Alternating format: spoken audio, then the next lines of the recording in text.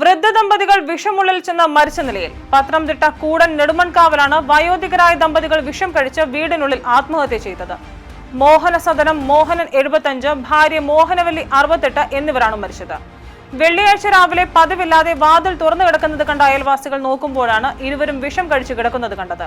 മോഹനൻ ആശുപത്രിയിലെത്തും മുമ്പ് മരിച്ചു. കാണുമ്പോൾ ജീവനുണ്ടായിരുന്ന മോഹനവല്ലിയെ കോട്ടയം മെഡിക്കൽ കോളേജ് ആശുപത്രിയിലേക്ക് കൊണ്ടുപോകാനുള്ള ശ്രമത്തിനിടെ സ്വകാര്യ ആശുപത്രിയിൽ വെച്ചാണ് മരിച്ചത്. ഇവരെ കോട്ടയത്തേക്ക് കൊണ്ടുപോകാൻ വന്ന ആദ്യ ആംബുലൻസ് തകരാറായിരുന്നു. പിന്നീട് വേറെ ആംബുലൻസ് എത്തിച്ചാണ് കോട്ടയത്തേക്ക് യാത്ര തുടങ്ങിയത്. ദമ്പതികൾക്ക് 2 ആൺമക്കളാണുള്ളത്, മനീഷ്, അനീഷ്. മരുമക്കൾ സേതു, പ്രിയ. ഇളയ മകൻ അനീഷിനോടും കുടുംബത്തോടുമൊപ്പമായിരുന്നു മാതാപിതാക്കളും താമസിച്ചിരുന്നത്. കുടുംബം സ്ഥലത്തില്ലാതിരുന്ന സമയത്താണ് ആത്മഹത്യ നടന്നത്. കൂടൽ പോലീസ് അനന്തര നടപടികൾ സ്വീകരിച്ചു. പോസ്റ്റ്മോർട്ടത്തിന് ശേഷം മൃതദേഹങ്ങൾ ബന്ധുക്കൾക്ക് വിട്ടു നൽകും.